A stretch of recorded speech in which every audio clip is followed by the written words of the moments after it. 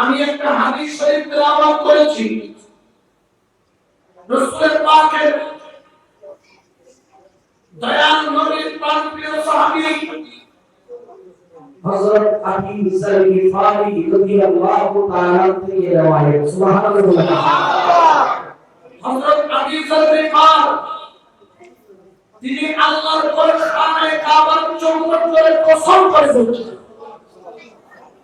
মানুষ কখনো কোরআন ধরে আল্লাহর পর ধরে মিথ্যা কথা বলে না। আবার ইনি হচ্ছেন সাহাবীয়ে রাসূল হলেন সাহাবীয়ে রাসূল হযরত আবু যর গিফার ওয়া হুয়া আখিযুন বিবাবিল কাবাতে আল্লাহর ঘরের দরজা ধরে কসম করে বলছেন সামি'তুন নাবিয়্যা সাল্লাল্লাহু আলাইহি ওয়াসাল্লাম। কারণ নবীর নাম নিয়ে নবীর নাম নেওয়ার পরে যদি নবীর উপর দরুদ না পড়ে ওই ব্যক্তির উপর আল্লাহর নাম পড়ে ঠিক না, আল্লাহর কসম পড়ে ঠিক না। এই জন্য নবীর নাম শুনলে আমরা নবীর উপর কি পড়ি? দরুদ পড়ি মানে কি পড়ি? আমার দরুদ পড়লে লাভ আছে না নাই? 10টা গুনাহ 10টা নেকি যোগ হবে, আল্লাহ তাআলা 10টা মর্যাদা আল্লাহ করবে। সুবহানাল্লাহ। আর জোরে বলেন না সুবহানাল্লাহ। তাহলে আমার কামলিওয়ালা নবী রাহমাতুল লিল আলামিন দয়াল নবীর পাক জবানে ঘোষণা করলেন, আমার হযরত আবু যর গিফার তিনি বলেন আল্লাহর ঘরের দরজার কসম করে বলছি, শুধু কসম করে নাই, আল্লাহর ঘরের দরজার চৌকাঠ ধরে আমি আবু যর গিফার ও মুসলমান আমরা কিয়ামত পর্যন্ত যত মুসলমান দুনিয়ার বুকে আসবে আমি তাদের জন্য বলে যাই, আমার দয়াল নবী পাক জবানে বলেছেন আমি আবু যর গিফার সামি'তুন নাবিয়্যা, সবাই বলেন সাল্লাল্লাহু আলাইহি ওয়াসাল্লাম। আমি আবু যর গিফার নিজের কানে শুনেছি আমার দয়াল নবী বলেন ইয়াকুলু আলা ইন্না মাসালি আহলি বারীর আল্লাহু আকবার। ওই আহলে বাইত হলো কেমন, মাওলা আলী কেমন, মা ফাতেমা কেমন, ইমামে হাসান হুসাইন কেমন, আমার আব্দুল কাদের জিলানী গৌসে বাগদাদ কেমন, আমার খাজা গরিবে নওয়াজ কেমন, আমার গৌসুল আযম মজমুল্লাহি কেমন, আমার মাওলানা রহমান কেমন, আমার ওসি গৌসুল আযম সৈয়দ দিলাওয়ার হোসেন মজমুল্লাহি কেমন, মজমাউল বাহরাইন বিশ্বওয়ালি সৈয়দনা জিয়াউল হক মজমুল্লাহি কেমন, আমার নবী বলেন শুয়াকুলু আলা ইন্না মাসালি আহলি বাইতিকুম মাসালি মাসাল সাফিনাতি নূহ আলাইহিস সালাম, বলতেছেন শোনো নূহ আলাইহিস সালামের নৌকা যেমন আমি নবীর বংশধর নূহ আলাইহিস সালামের কিস্তির মতন বড় করে বলেন সুবহানাল্লাহ। ঠিক না? এখানে কর্ণফুলী নদী আছে না? এখানে নৌকা আছে না? আমি তো পরে আসছি কাজবাগ পার হয়ে রাস্তার মাথা হয়ে যাবে, কিন্তু নদীর পথে এইদিকে খুব কাছে বলেন না, খুব কাজবাগ থেকে কাছে কিনা দূরে কাছে, কিন্তু আমি সাঁতার জানি না। এখন আমাকে যদি নদী পার হতে হয় তাহলে আমাকে কেমনে পার হতে হবে? জোরে বলেন না, কি দিয়ে? আমার সাথে কি কেন নিমু নৌকা করতে আছে, আমার দুজন নৌকা করতে পারবে না। এই জন্য বুঝলে এই নৌকা না, এটা হচ্ছে নূহ আলাইহিস সালামের নৌকা। সুবহানাল্লাহ। ঠিক না? আমার কামলিওয়ালা নবী দয়াল নবীর পাক জবানে বলেন আমি নবীর বংশধররা নূহ আলাইহিস সালামের কিস্তির মতো যারা সাগর জানলাম কর্ণফুলী নদীতে নাই, এই সাগর হলো আল্লাহর রাস্তায় চলার জন্য সাগর।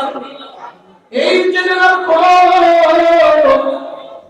সাগর ছাড়া নদীতে ঝাঁপ দেওয়া মানে মদকে কবুল করে নেওয়া।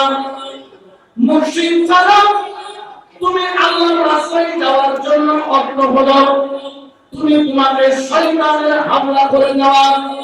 কারণ শয়তানের মোকাবেলা করার জন্য যে যোগ্যতা, যে ক্ষমতা, যে সাহস, যে এলম দরকার, সেই এলম তোমার কাছে নাই। কারণ শয়তান অস্ত্র জমা দিয়েছে, ট্রেনিং জমা ইয়া হযরত আলীকে হয় আমরা অস্ত্র জমা দিয়েছি, ট্রেনিং জমা।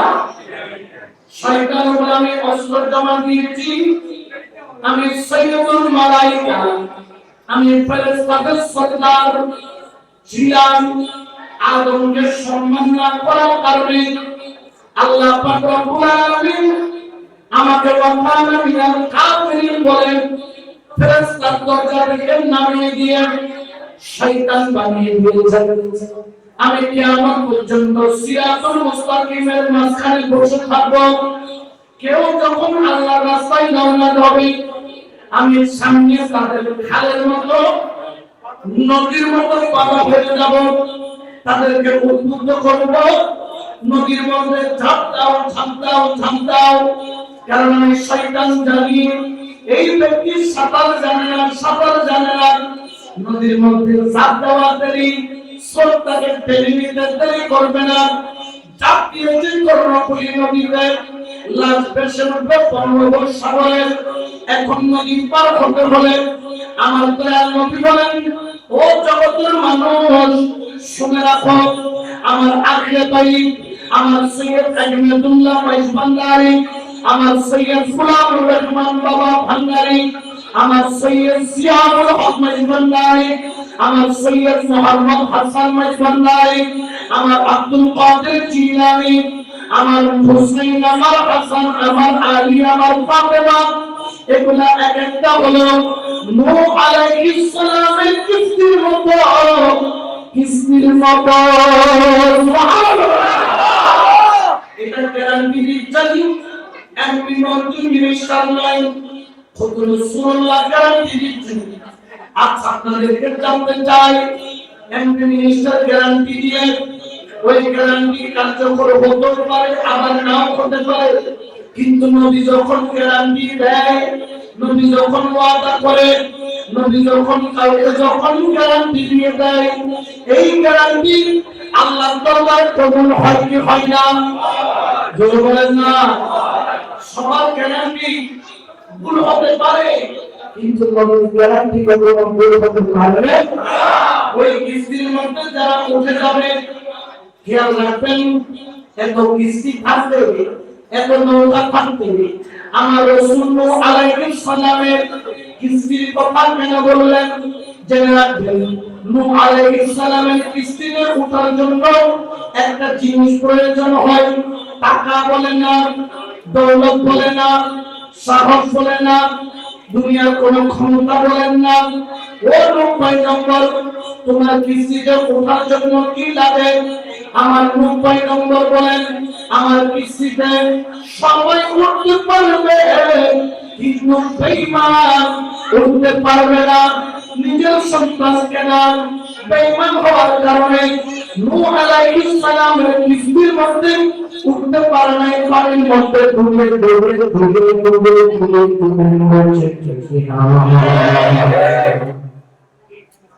নূহ আলাইহিস সালাম নিজের সন্তানকে তুলেন নাই, কারণ কি তার কাছে চোখ আছে, হাত আছে, পা আছে, নাক আছে, মগজ আছে, দাড়ি আছে, টুপি আছে, সব আছে, কিন্তু ঈমান জোরে বলেন না ঈমান।